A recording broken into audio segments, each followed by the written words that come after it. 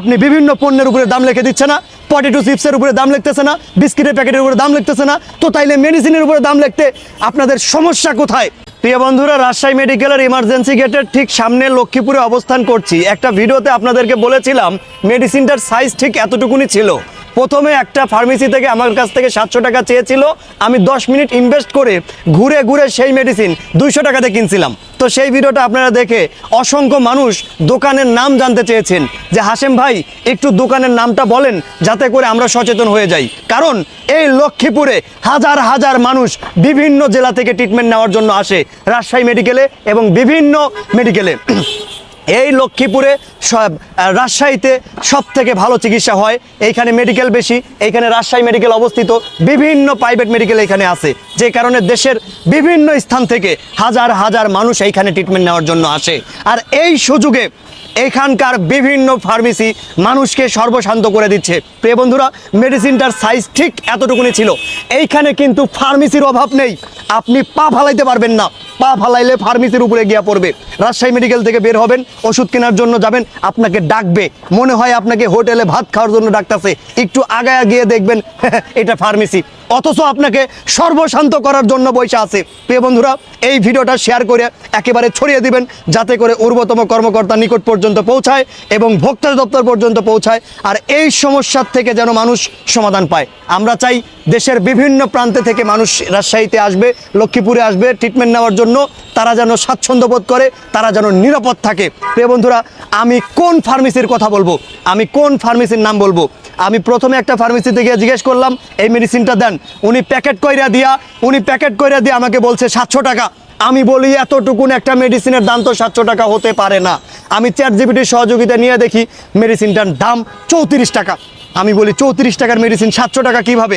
একটু সামনে আগাইলাম, ওনার কাছ থেকে না নিয়ে আর এক ফার্মেসিওয়ালা বলে 350 টাকা।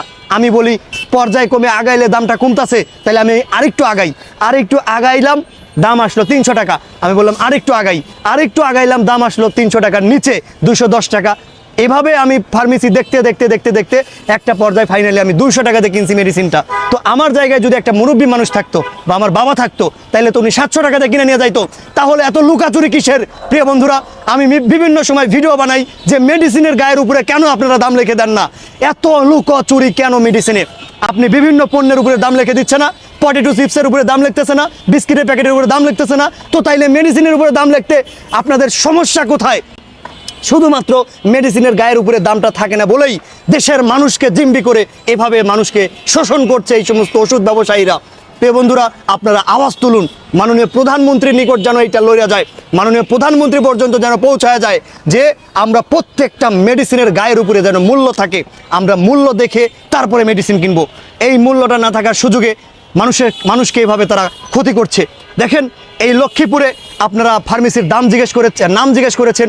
প্রিয় বন্ধুরা, সত্যিকার কথাই প্রকৃতপক্ষে আমার সেই মেডিসিনটার দোকানটার নাম আমার মনে নেই, কারণ এইখানে অসংখ্য সিরিয়ালে মেডিসিন। আর আপনি যখন আপনার কোন রিলেটিভ অসুস্থ থাকবে, আপনার মাথা তরতা কাজ করবে না। তবে আমি কোথা থেকে 200 টাকা দিয়ে নিয়েছি সেই ফার্মেসির নাম আমার মনে আছে, তবে আমি সেই ফার্মেসির নামটা বলতে চাচ্ছি না। কারণ কি, আমি আজকে সেই ফার্মেসির নাম বলে দেব, আপনারা সবাই আমার উপরে বিশ্বাস করে সেখান থেকে মেডিসিন কিনবেন চোখ বন্ধ করে, কিন্তু আগামীতে ইন ফিউচারে যে আপনাদের সঙ্গে সে প্রতারণা করবে না, এইটার নিশ্চয়তা তো আমি দিতে পারবো না, যে কারণে আমি কোনো পাপের ভাগই নিতে পারবো না।